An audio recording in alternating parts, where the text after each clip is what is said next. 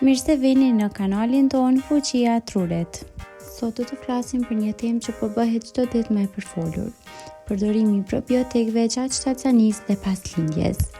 Ndoshta keni të dëgjuar shpesh për to në reklama apo farmaci. Por a dini vërtet çfarë janë probiotikët, pse janë të rëndësishëm dhe si ndihmojnë trupin e gruas gjatë kësaj periudhe kaq të ndjeshme?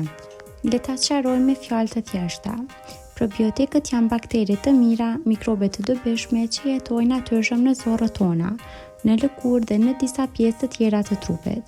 Këto bakteri ndihmojnë në mbrojtjen e sistemit tretës, forcojnë imunitetin dhe mbajnë në ekuilibër florën bakteriale. Pra balancën midis mikrobeve të mira dhe atyre të dëmshme. Kur ky ekuilibër prishet, mund të shfaqen probleme si fryrje, kapslëk, infeksione vaginale apo dobësimi i sistemit imunitar. Gjatë shtatzanisë, trupi i gruas pëson shumë ndryshime hormonale dhe fizike. Këto ndryshime ndikojnë edhe në mikroflorën e zorrëve dhe të vaginës. Në këtë periudhë, imuniteti natyrshëm bie pak, për t'i dhënë trupit mundësinë të pranojë beben që po zhvillohet. Dhe kjo bën nënën më të ndjeshme ndaj infeksioneve, fryrjeve ose çrregullimeve të tretjes. Këto hyn në lojë probiotikët. Studimet e fundit tregojnë se përdorimi i probiotikëve të zgjedhur me kujdes gjatë shtatzanisë mund të sjellin shumë përfitime. Ata ndihmojnë në mbështetjen e sistemit imunitar, në parandalimin e infeksioneve vaginale dhe urinare, dhe mund të ndihmojnë edhe në ruajtjen e një tretjeje më të mirë. Shumë gra shtatzëna vuajnë nga kapslëku ose fryrjet, dhe probiotikët shpesh ndihmojnë që sistemi tretës të funksionojë më qetë dhe në mënyrë natyrale. Disa studime kanë treguar gjithashtu se probiotikët mund të luajnë një rol të dobishëm në uljen e rrezikut për diabet gestacional, pra diabet gjatë shtatzanisë, dhe të mbështetja peshës së shëndetshme të bebes në lindje. Sigurisht që jo çdo suplement probiotik është i njëjtë, dhe gjithmonë duhet zgjedhur në konsultim me mjekun apo farmacistin, sepse shtatzania është periudhë ku çdo gjë duhet të merret me kujdes. Pas lindjes, roli i probiotikëve bëhet po aq i rëndësishëm, madje për disa gra edhe më shumë. Trupi është i lodhur, hormonet ndryshojnë sërish dhe imuniteti mund të jetë i dobët.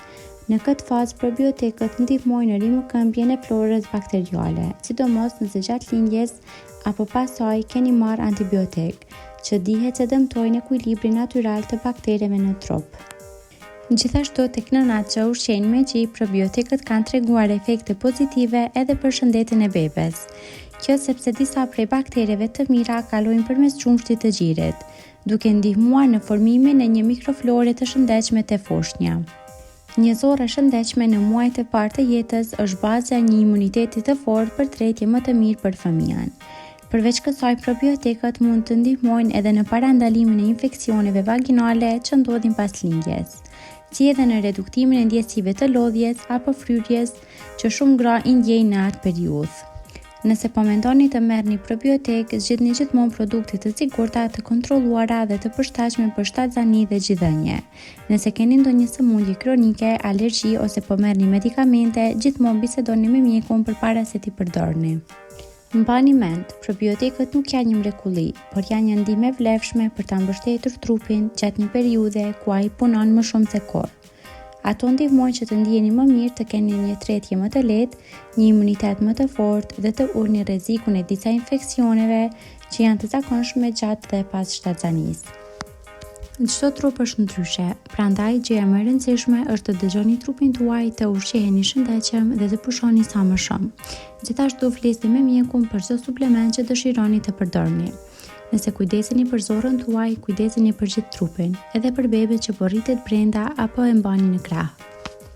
Kaq për këtë video. Faleminderit që na ndoqët dhe për më shumë video të tilla bëni subscribe, like dhe comment.